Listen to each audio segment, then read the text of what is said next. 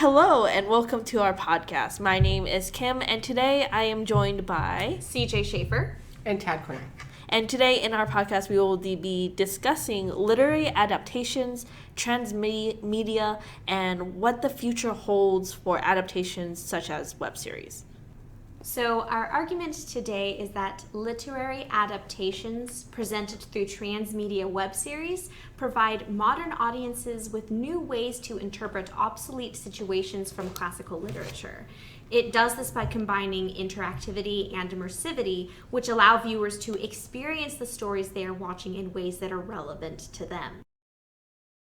Okay, so I think a good place to start would be by defining our terms. More specifically, we should probably begin by defining what is an adaptation. I think the biggest question isn't necessarily like what is an adaptation, but what is a good adaptation, so to speak.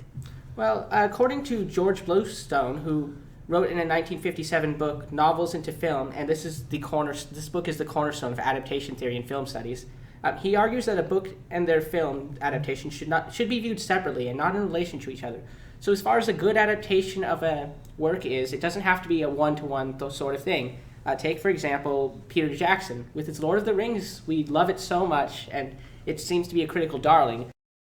But if we compare it to the film that he is closest to the source with, The Lovely Bones, well, everyone really hated that movie. Okay.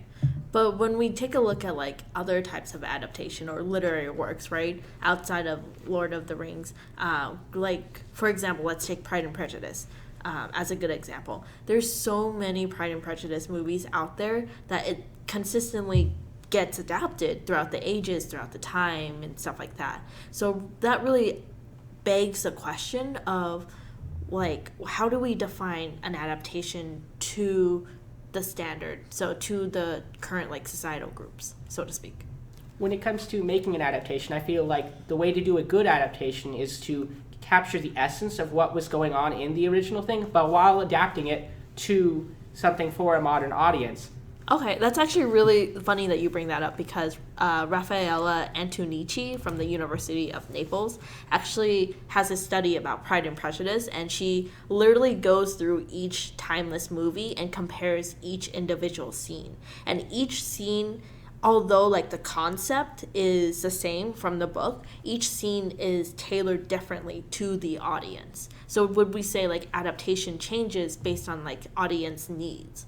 That's a good observation. I believe that as society changes, we all need to have a different sort of way to view this work, or else we're not going to have it relate to us quite as much. Take, for example, how we're really into zombies and dystopias right now, and we recently had that Pride and Prejudice and zombie version that came out. Okay, so I think then what an adaptation would be like is more so adapting to the needs of society. It's interesting that you bring up the appropriateness for the different audiences. One of the most recent adaptations for Pride and Prejudice is the Lizzie Bennet Diaries, which is a transmedia web series.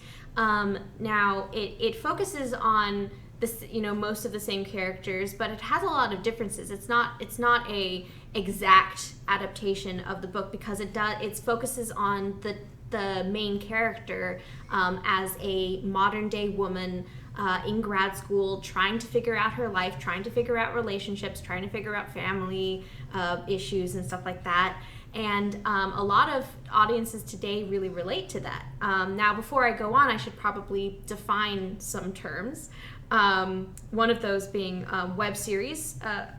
Marcus Kuhn, from his web series Between User-Generated Aesthetics and Self-Reflexive Narration, said that web series are audio-visual forms on the internet that are serial, fictional, and have the basic structures of narrative. That seems pretty self-explanatory to me, where basically you have videos or audio or other audio-visual formats that are produced on the web to be viewed on the web. Okay. But then also, I also want to bring up the definition of transmedia itself, which is that Charles Davis, as he writes in his chapter from Media Innovations, that transmedia refers to a story world that occurs on multiple platforms where each component text makes a distinct and valuable contribution to the whole. So the reason that the Lizzie Bennet Diaries is a transmedia narrative is that it combines the web series with Twitter accounts that each of the characters has, or spin-off YouTube channels for each of the characters. So in that sense, it is really tailoring the way it's presented to audiences today. It's presented by a modern audience for a modern audience in a way. That's really interesting that you bring that up, because I was actually reading a article about web series and the Lizzie Bennet Diary in particular by Hoi Tran from USA Today, where she talks about how web series are more immersive to the audience and how much more engaging they are with different platforms, social media, and things like that. Where in the article, she actually argues that movies are created and meant to be watched, versus web series are created and meant to be engaged. But she does argue that the web series are more prone to failures, but a success is the Lizzie Bennet Diaries. What do you think makes the Lizzie Bennet Diaries so much more unique in that aspect? Well, I'm glad that you brought up the idea of, like engaging and interactive and immersive and things like that, because that really is, I think, what really defines Lizzie Bennet Diaries as a success. In an interview with the cast and crew of the Lizzie Bennet Diaries, they talked about how the audiences would talk to Lizzie, the titular character. They would talk to her as if she's real. They made friends with her. They care about what's going to happen to her because they can interact with her through her Twitter feed. So, they see her. They see her when they talk to her friends. They see when characters become friends with each other. They can see the characters interact, and like when they meet each other over the course of the narrative, and that can make it seem more real to them. It becomes an experience that audiences have, where they can almost see the story unfolding before their eyes. So it makes the story much more real to them, and in that way, yes, it does make it more engaging. I'm glad that you talked about audience engagement there. Tom Abba, in his Hybrid Stories Examining the Future of Transmedia Narrative article, he wrote that postmodern culture has worked to destabilize the authority of the author of a text, resulting in the responsibility of making meaning for the building of worlds being shared between the author and audience. So I think that's really part of the success of the Lizzie Bennet Diaries. They were able to create with the audience as opposed to just by themselves and then showing it to the audience. I've heard of another web series which I understand to be a lot less successful, Frankenstein MD, and I hear that part of the reason it failed is because they didn't have this audience engagement and they didn't have this working together to build the world.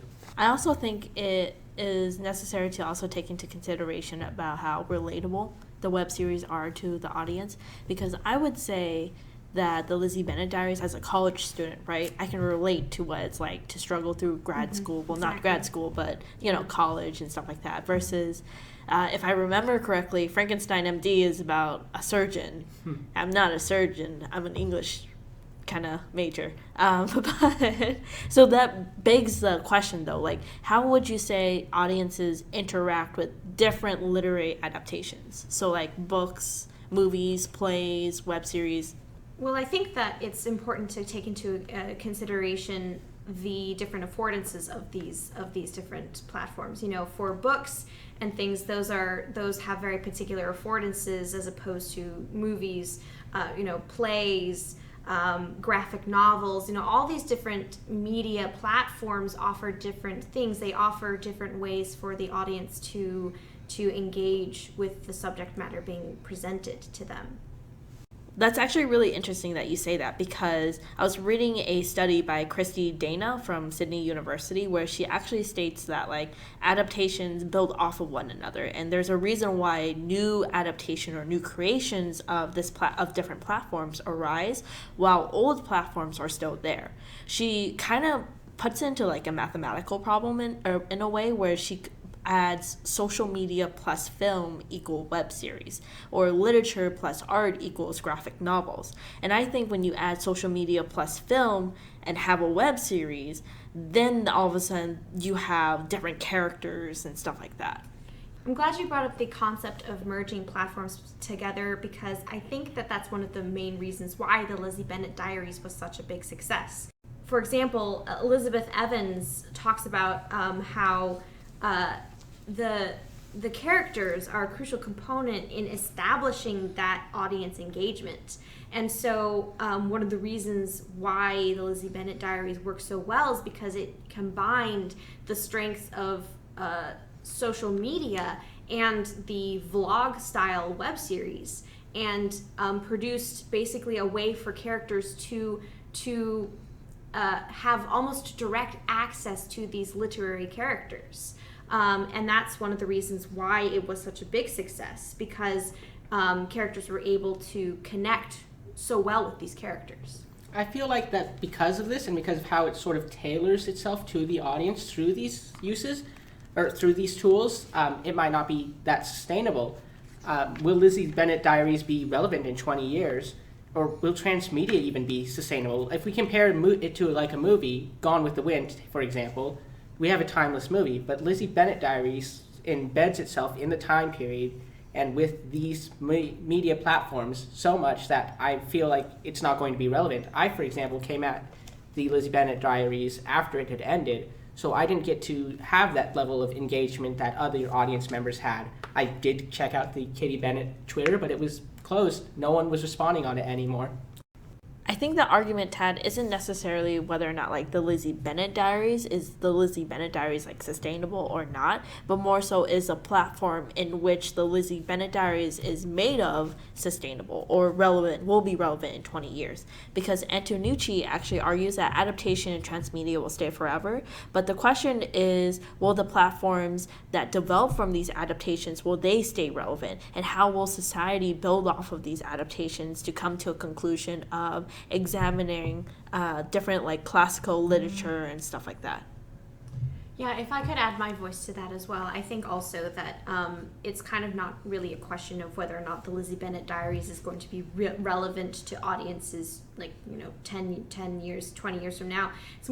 It's more of the understanding that now that we have this concept of transmedia web series, that I don't think is going to weigh because of the innovative nature of the internet and because of how things change on the internet.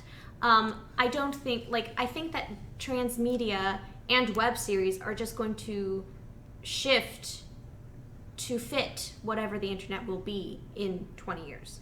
Or other media, transmedia ways. It doesn't even have to be the internet. The transmedia web series that are made today will inform future storytellers of how to tell stories and to adapt, classical literature in the future. And so the original stories are going to continue to be adapted into ways which establish the relevance of old social mores for modern audiences, whatever modern even means. Web series will be instrumental in defining how we do that in the future.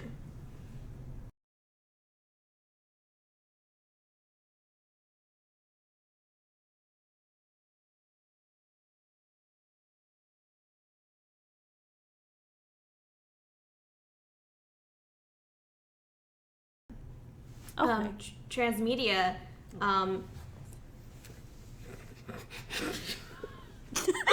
You broke eye contact! I won! Lovely. Oh my goodness. Okay. Cut out what I was about to say about transmedia because I didn't have anything to say. Okay, so here you go. Unfortunately. Okay. Okay, yes, I remember now. Okay. Oh boy. Whatever. Good luck. Take your time. We're doing it again. Oh my goodness. Okay. Is it recording now? Yeah, it's recording. Okay. I made sure.